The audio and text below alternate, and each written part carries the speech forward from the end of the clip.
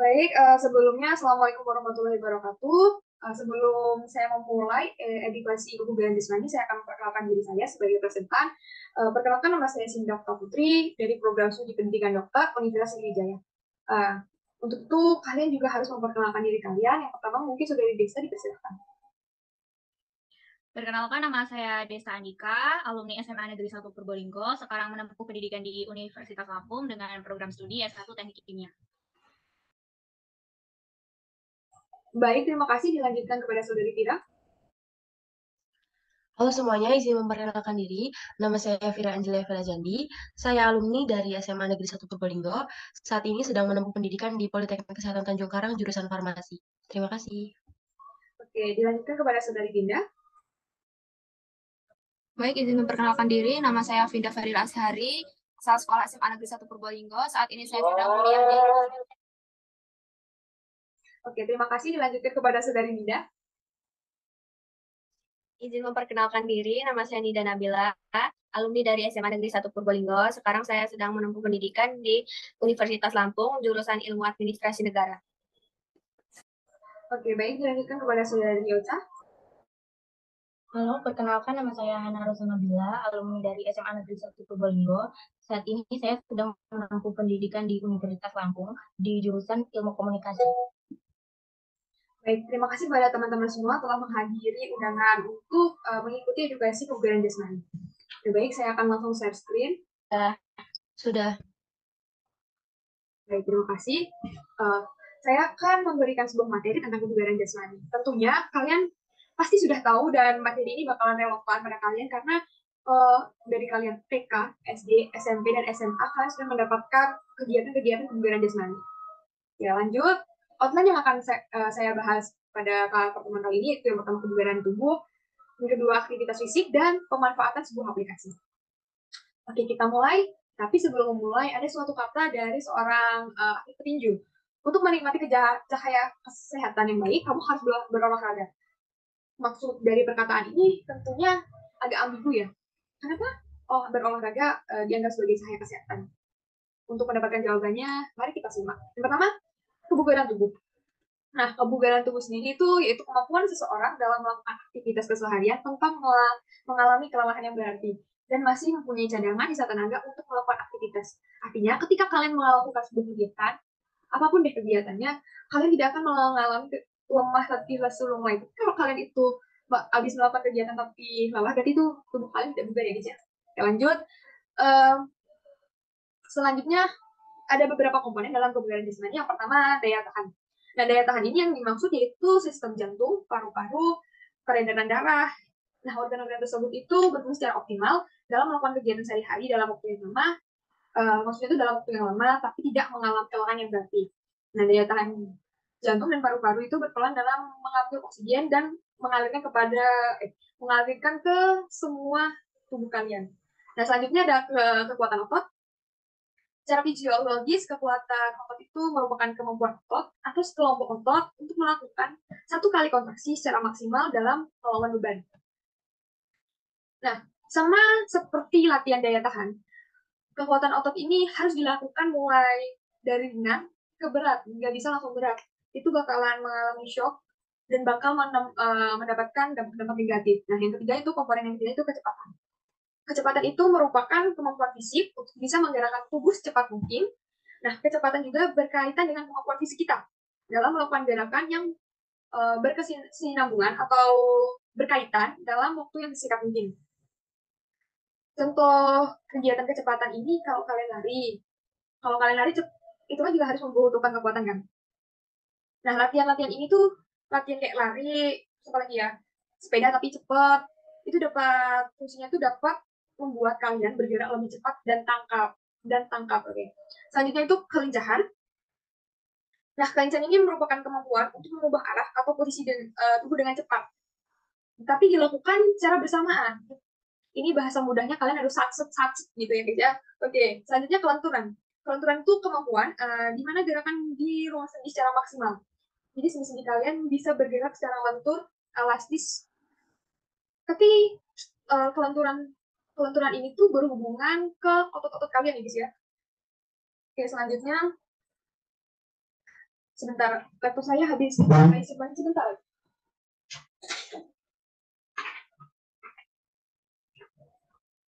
Oke, lanjut daya tahan eksplosif atau power. Nah, power ini adalah gabungan antara kekuatan dan kecepatan. Bisa juga diartikan dengan pengarahan gaya otot maksimum dengan kecepatan maksimum. Maksudnya gimana sih? Nah, kemampuan itu dibutuhkan dalam berbagai kesempatan. Misalnya saat kalian melakukan teknik pukulan smash pada bola voli, bulu tangkis. Nah, ini kan kalian menggunakan kekuatan otot secara maksimal, tapi juga cepat. Nah, itu yang dimaksud dengan power. Lanjut ada keseimbangan. Keseimbangan itu kemampuan fisik untuk mempertahankan sikap posisi tubuh. Ya, maksudnya seimbang gitu kan. Nah, untuk keseimbangan ini diperlukan daya tahan otot yang optimal untuk mampu menahan guncangan dan koordinasi pandangan agar tetap seimbang. Latihan untuk keseimbangan itu biasanya kalian itu sikap lilin, berdiri dengan satu kaki, atau kalian melangkah dengan satu kaki, maksudnya lompat pakai satu kaki gitu kan. Terus selanjutnya ada koordinasi. Komponen koordinasi ini merupakan kemampuan untuk menyelaraskan gerakan tubuh dengan arah pandang. Bentuk latihannya itu biasanya lompat tali gitu. Selanjutnya ada komponen ketepatan. Nah, komponen ini kemampuan untuk mengendalikan gerak-gerak bebas tubuh dengan sasaran yang tepat. Kalau contoh kegiatannya itu biasanya memanah, kalian bowling, bola memasukkan bola ke dalam ke dalam gawang. Oke. Komponen yang terakhir yaitu reaksi. Reaksi itu adalah kemampuan fisik untuk segera bertindak dan menghadapi rangsangan yang timbul oleh panca indera. Nah, sebenarnya ini saya tidak akan membahas begitu dalam karena materi-materi ini setelah kalian dapat selama SMP dan SMA. Oke, lanjut. Nah, apa sih sebenarnya manfaat kebugaran jasmani itu? Yang pertama, meminimalisir risiko penyakit kardiovaskuler. Kenapa bisa? Dengan melakukan aktivitas fisik akan melatih kekuatan otot jantung dalam mengalirkan darah ke seluruh tubuh. Selain otot jantungnya kuat, juga dapat menyeimbangkan organ tetap stabil. Nah, kenapa kok bisa meminimalisir risiko penyakit kardiovaskuler? Kalian dengan melakukan aktivitas fisik itu akan memperlancar peredaran darah. Tapi kalau kalian nggak melakukan aktivitas fisik, mageran, itu bakalan ada plak menutup arteri kalian, arteri itu pembuluh darah, dan bakalan menyumbat. Jadi darah itu tidak bakal bisa masuk ke dalam jantung. Nah, kalau udah kayak gitu nanti bakalan bisa mendapatkan suatu penyakit yang dinamakan jantung koroner. Oke. Jadi dengan kalian melakukan aktivitas fisik dapat meminimalisir risiko penyakit kardiovaskuler. Selanjutnya menjaga kekuatan tulang. Kenapa bisa menjaga kekuatan tulang? Jadi perlu kalian ketahui tulang itu semakin kalian tua, kepadatan tulang itu bakalan semakin berkurang. Jadi dengan melakukan aktivitas fisik tulang-tulang kalian itu akan menjaga. Terus manfaat kebugaran jasmani selanjutnya yaitu mengkontrol kadar gula darah kalian. Jadi saat berolahraga sel tubuh akan mengambil beberapa kadar gula darah sebagai sumber energi. Jadi dengan begitu kadar gula darah akan lebih stabil dan akan mencegah kalian dari penyakit gula darah yang berlebih atau gula darah tinggi. Lanjut, yang pastinya akan menjaga berat badan kalian. Dengan aktivitas fisik, kalian akan mengurangi kolesterol kalian, kalori kalian akan terbakar, jadi berat badan kalian akan tetap stabil. Bahkan kalian bisa menurunkan dengan aktivitas fisik. Nah, ini yang terpenting, manfaat yang terpenting kenapa? Kalian dapat mencegah stres dan depresi. Tapi poinnya bukan di situ. Poinnya itu, salah ngomong guys, maaf, maksudnya tuh, ketika kalian dalam posisi kuliah, kalian itu kan bakalan pusing, ada tugas, ada ini, ada itu. Dengan kalian melakukan aktivitas fisik, itu bakalan mengurangi stres dan depresi kalian. Kenapa? Karena dengan melakukan aktivitas fisik, hormon serotonin dan endorfin yang ada akan mengurangi depresi dan membuat emosi lebih stabil. Tapi ada fun fact-nya, ketika kalian aktif dalam melakukan olahraga, kalian bakalan menemukan mood belajar kalian. Jadi kalau kalian udah nggak mood belajar juga kurang fokus, berarti kalian itu kurang olahraga sebenarnya. Terus lagi kuliah nih, aduh ngantuk banget, dan itu sebenarnya kurang olahraga guys. Kalau kalian banyakin olahraga itu bisa membantu kalian fokus buat belajar. Oke, lanjut. Bentar. Selanjutnya aktivitas fisik. Nah, aktivitas fisik yang akan kalian lakukan itu bisa dari ringan, sedang, dan berat. Nah, ringan itu contohnya apa sih? Aktivitas ringan itu dilakukan 150 menit per minggu ya, per minggu. Kayak kalian nyuci piring, masak, jalan kaki ke kos teman, jalan kaki ya bukan naik motor. Kalau naik motor itu bukan aktivitas fisik. Nah, tapi kalau aktivitas sedang itu sama, 150 menit per minggu, cuman kegiatan yang dijalani itu kayak naik turun tangga, terus bersepeda, berkebun ini gimana ya? Kayaknya kalian nggak bakalan berkebun deh, kan kalian mahasiswa. Oke lanjut, aktivitas berat. Nah aktivitas berat ini 300 menit per minggu. Nah aktivitasnya, kalau kalian mau sepak bola, naik gunung. Tapi kayaknya nggak mungkin naik gunung. Berenang deh, berenang sama jogging. Itu merupakan aktivitas berat. Tapi dan olahraga kalian itu harus baik, benar, terukur, atau teratur. Dan teratur. Disingkatnya BBTT. Baik adalah melakukan aktivitas fisik sesuai dengan kemampuannya. Benar, itu aktivitas yang dilakukan secara bertahap, mulai dari pemanasan, diakhiri dengan pendinginan atau peregangan. Banyak dari kalian, bukan kalian sih, banyak dari usia-usia kita itu kalau olahraga nggak ada pemanasannya, langsung aja dah besok aku olahraga gitu kan, tanpa melakukan peregangan. Lanjut, terukur itu merupakan aktivitas fisik yang diukur intensitas dan juga waktunya. Dan yang terakhir adalah aktivitas fisik dilakukan secara teratur. Kalian harus istiqomah ya. Jadi kalau nggak bisa hari ini mau aktivitas fisik nih, besok udah nggak lagi. Jadi kalian harus teratur 3-5 kali dalam seminggu. Nah, ini adalah contoh aktivitas di rumah. Sebenarnya ini kurang relate untuk kalian hari ini, tapi nggak apa-apa ini. Nah, kalau adik kalian pakai remote, kalau bisa sumpetin aja di remote-nya kayak biar semua keluarga kalian itu melakukan aktivitas fisik ringan. Jadi kalau kalian hindari remote itu maksudnya lebih baik jalan, matiin tuh TV begitu. Nggak pakai kaki ya. Pasti kalian pakai kaki. Terus berkebun, membersihkan halaman.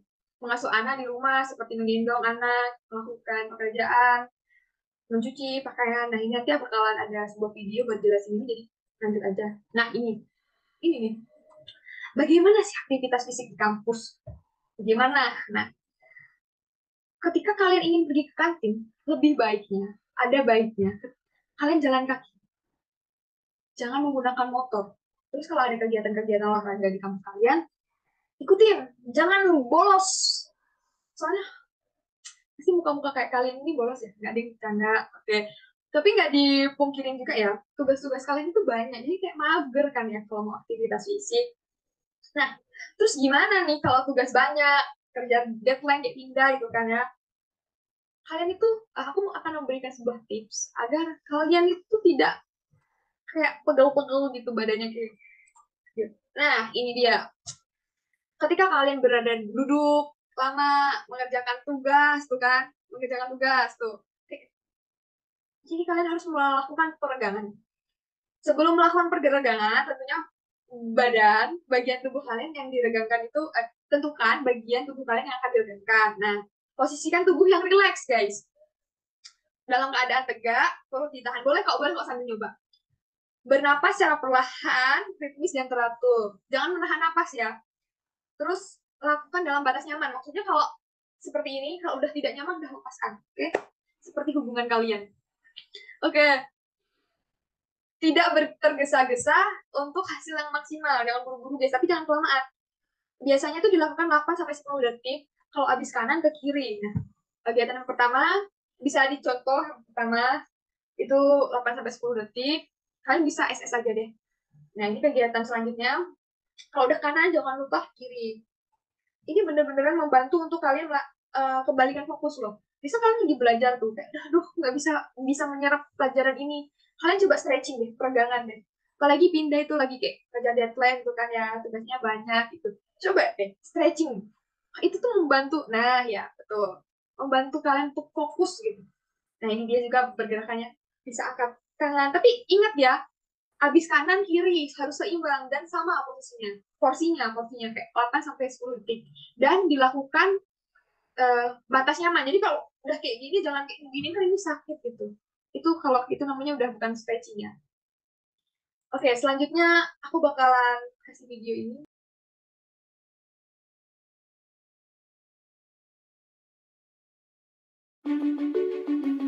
Kemajuan ilmu pengetahuan dan teknologi semakin memudahkan kehidupan kita.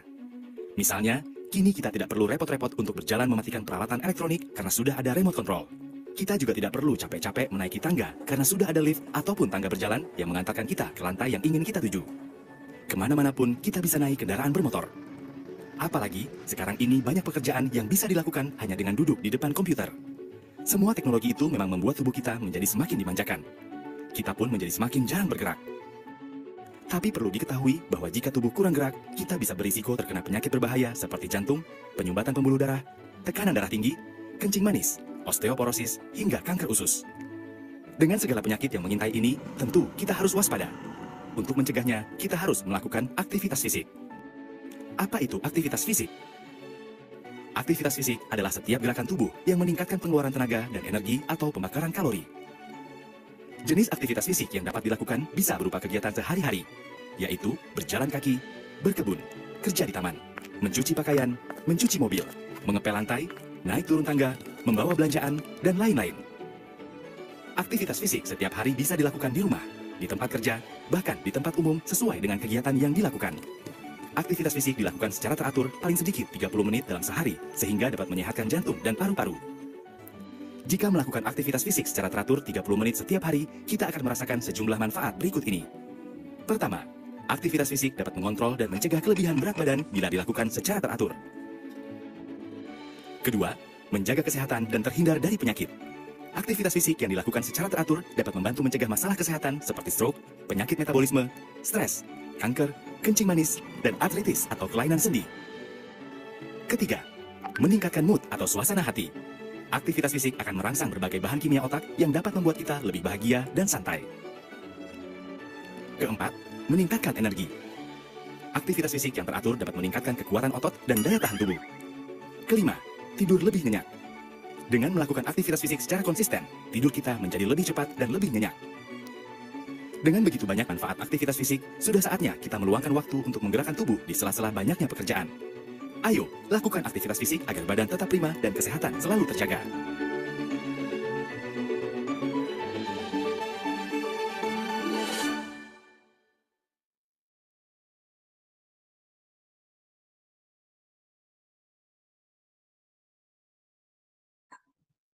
Nah, setelah beberapa materi yang dipaparkan, gimana? Udah sadar kan seberapa pentingnya aktivitas fisik itu, ya kan? Oke, lanjutlah. Nah, sebelumnya aku mau kasih tahu kan, kalau perkembangan teknologi dan informasi yang berkembang itu kan begitu pesat ya. Tidak dipungkiri banyak sebuah aplikasi-aplikasi yang akan mempermudahkan hidup kalian. Nah, salah satunya aplikasi ini nih, aplikasi Pager Health. Itu bakal mempermudahkan kalian untuk melakukan aktivitas fisik. Nah, apa sih itu Pager Health? Pager Health ini sebuah aplikasi yang memiliki kegunaan untuk menghitung jumlah langkah, jarak tempuh, dan jumlah kalori yang terbakar pada seseorang. Aplikasi ini dapat melacak pergerakan atau jumlah langkah dan jarak tempuh seseorang dengan memanfaatkan bantuan sensor yang ada dalam HP kalian. Jadi aplikasi ini berguna kalian untuk memonitor aktivitas fisik kalian. Nah, dengan aplikasi ini kalian bisa tahu hari ini aku jalan berapa langkah ya. Terus hari ini target aku berapa ya. Terus kalian yang suka jogging nih, ini bakalan mempermudah kalian kayak ini langkah kalian ada berapa, kalori kalian yang terbakar ada berapa. Terus nanti ada fitur-fitur kayak GPS di gimana ya ini. Sebelum aku kasih tahu fiturnya kayak gimana sih cara menggunakan aplikasi Pager Health, nggak perlu pusing, nggak perlu ribet asli ya nih mah, tinggal download aja di App Store atau Play Store kalian. Boleh kok sekarang di download yang logonya kayak gini, namanya Pager Health. Boleh kok sekarang kalau di download kayak gini nih, biar kalian itu tuh lebih semangat dalam beraktivitas fisik gitu kan. Nah, ini dia fitur-fitur yang ada di aplikasinya. Ini total berapa hari ini kamu langkahnya berapa, terus target. Oh ya, ini target ini kalian bisa setting ya, kalian mau targetnya berapa di berapa langkah. Dan ini 1000 langkah. Hari ini aku berlangkah sudah 6.293. Nah, yang sebelah kanan ini maps ya. Jadi kalau kalian lari nih, itu misalnya rumah Nida mau lari ke rumah Nida. Ini ada, nanti kalian bakalan ada rute yang sudah kalian lalui itu berapa aja. Nah, durasi kalian ini bakalan dilacak, jarak kalian juga dilacak, kalori yang terbakar juga dilacak ya. Nah, ini langkahnya, langkah selama kalian lari. Lanjut. Gak cuman lari doang nih fungsinya. Fungsinya juga ada sebuah video buat kalian, aduh aku mau senam nih. Senam apa ya hari ini? Ini nih, kalian bisa nonton di sini. Terus juga udah pas bergeser. Di sini kalian juga bakal tahu rata-rata langkah kalian itu berapa. Nih kan. Oke, selesai.